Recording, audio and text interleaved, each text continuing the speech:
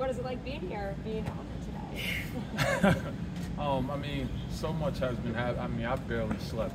It's so much been happening in the last 48 hours, but it's for a good cause. I mean, I think everyone I've seen so far is more so than it's finally here now, and I think the best thing about it, I mean, I'm celebrating this with you guys here, and I'm celebrating it at home. So I think, I mean, Cincinnati's literally home. I don't think there's nothing more else to really say about it. I mean, this city, they have my heart, so you know how I feel about it. Yes. What was it like getting that call and hearing that it was finally going to happen? Yeah, so our new AD, John, he ended up calling me. It was crazy, like a Minnesota number or something like that. I'm thinking it was a bill collector, but I'm like, I'm not answering this phone. Something told me to just answer it, and he when he picked up, he was like, hey, is this Sean? I'm like, yeah. And he was like, congratulations, you made the Hall of Fame. And I just dropped my phone and just started crying. So, and I was actually outside of my house when it happened. So, I mean, it's surreal, man. I mean, it's to really be able to, like I said, come back here and really be able to show. I mean, not even really show. I mean, you guys already seen everything. It's just more so about being with you guys and celebrating this. I mean, I think this is probably one of the best moments ever, for sure. You had to sit a year and then play forward. And in today's world, that probably doesn't happen. Man, so you said who again? You had to sit a year. Yeah. And then you played forward. So it's crazy. I was at practice today with Coach Miller and everyone, and we was talking about that in the huddle.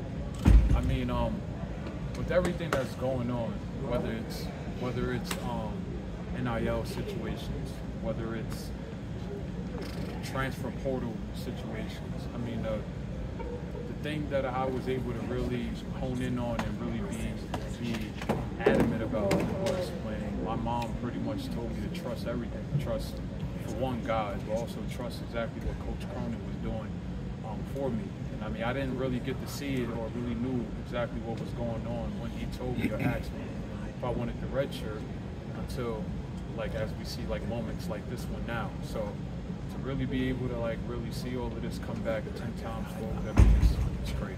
I got a friend that wants to ask you a question. Yeah. And what did Coach Cronin do? Wow! Coach, hey, we ain't crying like senior night. How you been? Did you tie that yourself? Nope, my lady did. Anything he ever told you I said is not true. I never cursed at him one time. Man, he said it. Man, yes. Coach, how you This been? is your moment. Get in there. Yep, so, as you see, yes.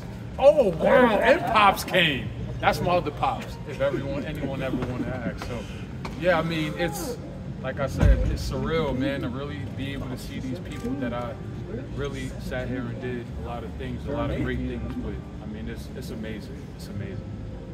It hasn't been long to really process that, but what does it mean to have Coach Cronin here tonight?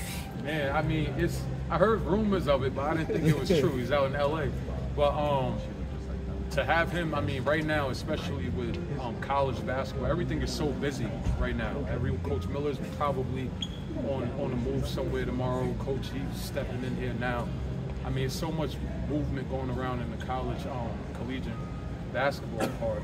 To have him really sit there and take the time out and come here all the way out from LA, I mean, it's amazing. So, I mean, that's my big brother right there. So it's all love, for sure. Memories flooding back from your career. Is there one or a few that stand out that first come to mind that you sit here tonight? In terms of basketball? Yeah, just moments or stories or just anything that comes to mind. I mean, of course, I mean, everyone knows about the UConn game, Marquette game.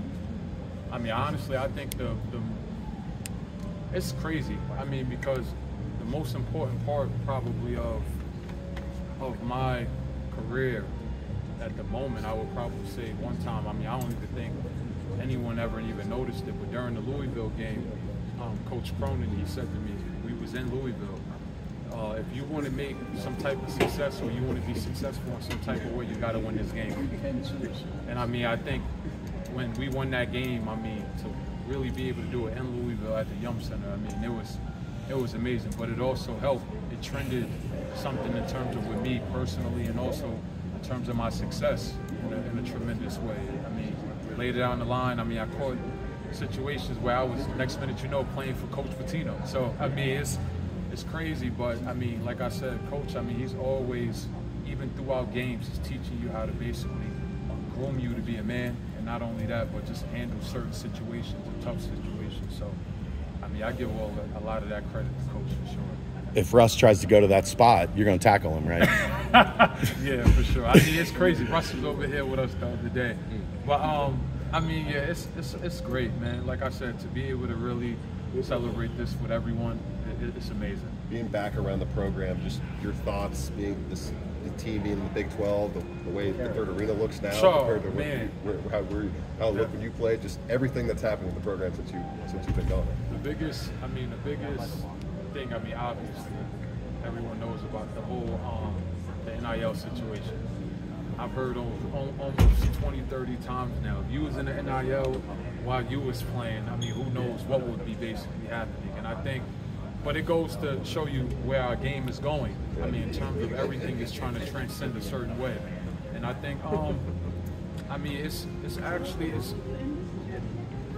I like the fact that the players that are there, they're basically, how would you compensate players for what they do? I mean, it's a lot. It's hard to really come out here every day and really go crazy for your team, and also to really make sure that you're doing everything the correct way. But now that players are being compensated for that, I mean, sky's the limit. If you used to tell me while I was playing that I'm not able to get paid for it, you might have stayed 7 or 8 years. I wanted to stay more than that without me getting paid. So just imagine that then. I would have probably been asking him to redshirt me 3-4 times. This guy show you some love today? They realized you had 2,400 points or something?